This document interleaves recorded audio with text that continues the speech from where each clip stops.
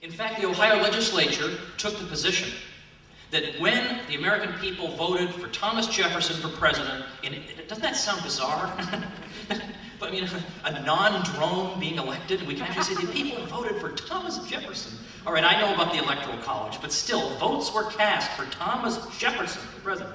When people voted for Thomas Jefferson in 1800, according to the Ohio legislature, what they were doing was, in effect, rejecting the Federalist Party and their interpretation of the Constitution, and supporting the party of the Principles of '98, which is shorthand for the ideas of nullification that we talked about.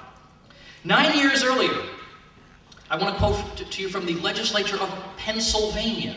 Notice how many northern states there are. So we can use this the next time Chris Matthews or Keith Olbermann says that anybody who blinks at the wrong moment looking at Barack Obama is probably wants to lynch people or something. I mean, when you look at these ideas, the northern states, if anything, defended them more often than the southern states. And they're being used for issues that have absolutely zero to do with slavery. Or when they are used with regard to slavery, we'll see that the outcome is rather different from what people have been led to believe. But let's remember, before I quote from Pennsylvania, in the Kentucky Resolutions of 1798, Jefferson says that if the federal government gets to monopolize interpretation of the Constitution, then its discretion, rather than the Constitution itself, will become the law of the land. Now remember that, because here we have the legislature of Pennsylvania clearly alluding to that statement. The people of the United States, by the adoption of the federal Constitution, established a general government for special purposes, reserving to themselves respectively the rights and authorities not delegated in that instrument. To the compact thereby created, each state acceded in its character as a state and is a party. The act of union thus entered into being to all intents and purposes a treaty between sovereign states, the general government by this treaty was not constituted the exclusive or final judge of the powers it was to exercise. For if it were so to judge, then its judgment and not the Constitution would be the measure of its authority. That's obviously a reference to the Kentucky Resolutions. In 1826, and I won't bore you, there's no need to go on with citations, I think the point is made, but in 1826, Virginia's own legislature reaffirmed the Virginia Resolutions in the face of federal government overreach. Now, I'm not even going to talk about the South Carolina matter of the tariffs, not because it's unimportant, because that's the only thing that ever is mentioned, usually in a distorted way. Because I want to use my time that's remaining to say a little something about how northern states fought against slavery using the Principles of '98. Again, something I don't think Chris Matthews knows. And please allow him to stay in his ignorance for just a few months longer, because I have a book on this coming out in June called Nullification, and I'd like to nail it.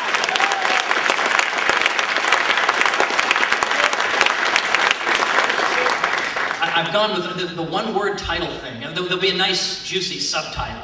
I should have some kind of a contest for whoever can come up with the best one, but I have a nice subtitle. But I'm going with these one-word titles, like Meltdown was great, because you can say it easily on the radio, and it's no problem. Whereas all my other titles are like this long, and the host has already hung up on you, and you're halfway through it. Well, anyway, there is, it's true, a fugitive slave clause in the Constitution. But that does not mean that, therefore, absolutely any measure the federal government might take to try to reclaim runaway slaves would therefore be constitutional. And in fact, there were constitutional objections raised to fugitive slave legislation, particularly the Fugitive Slave Act of 1850. And I give some details of that constitutional argument in my book, 33 Questions About American History You're Not Supposed to Ask. So I'm going to leave that aside for a moment and just take my word for it. There were constitutional objections to the Fugitive Slave Act. So what did the northern states do to try to resist this act, which they considered to be a moral outrage? And they also did believe was a violation of the Constitution in what was being required of them. Well, in this case, nullification took the form of doing everything officials could do to make the enforcement of the law impossible. So state officials who lent their assistance to a fugitive slave claimant were penalized or even impeached. Federal officials were not allowed to use local jails to house accused fugitives, and so on and so forth. In 1909, this is interesting, I think I dug up.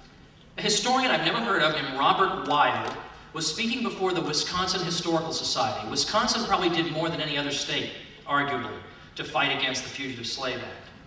And he's talking to an audience of people who, of course, have all been trained to believe that nullification was stupid and evil. And he himself agrees with that. But listen to what he says. 1909, American historian in Wisconsin. There are gentlemen still in our own midst, some within the sound of my voice, who lived through and even participated in that great humanitarian movement, and I stand in their presence with reverence upon my lips and affection in my heart. But I ask, speaking calmly from the standpoint of my unemotional text, did their acts differ in principle from those of the South Carolinians, save only in degree? Were they not also purely and simply nullifiers, acting to be sure in the spirit of a broad and sweet humanity, but nullifiers nonetheless? Well, in particular in Wisconsin, we have the story of Joshua Glover. There's just a whole book that's been written about him a few years ago I just got. Joshua Glover was a fugitive slave and he was captured. He'd been working for at least a couple years in Wisconsin, and he had an excellent reputation. Everybody thought he was a perfectly great guy, never caused anybody a problem. And then all of a sudden, in the dead of night, he's snatched away. And he's in jail pending bringing the case before the Fugitive Slave Commissioners. So a fellow named Sherman Booth, who was the editor of a local anti-slavery newspaper editor, rallies the crowd that gathers in front of this jail and discusses what a terrible outrage this is. And he whips the crowd, he and other speakers whip the crowd into a frenzy such that they rush into the jail and liberate Joshua Glover. Well, Sherman Booth is arrested and brought before a federal district court. I mean, he's encouraging people to resist a federal law.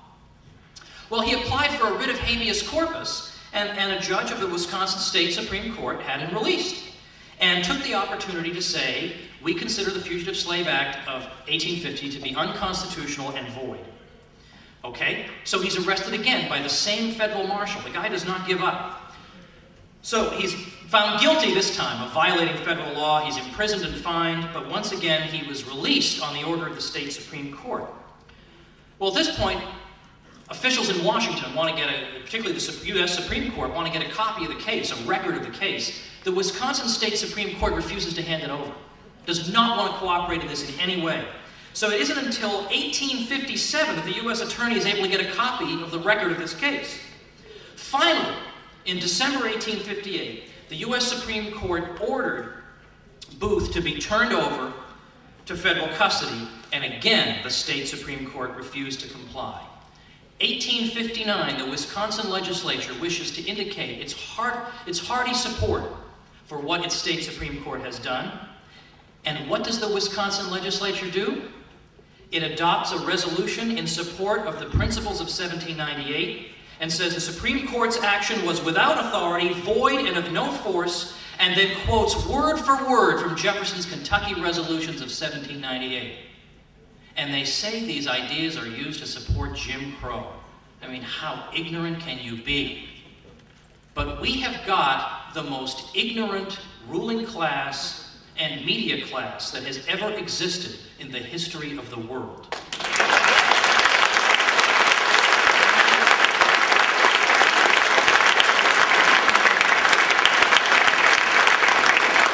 Now, certainly because we did start a little late, I do want to sort of claim my time. I'll just say a couple more quick things, and then if we have a couple minutes for questions, I'll gladly entertain. So now let's consider what's going on today. And this amazes me. Because it seems like everything, fighting against the federal government, it just seems so hopeless sometimes, even though I do it with great gusto. Because, even if I fail, I'm having a good time fighting against evil, and that's an end in itself. But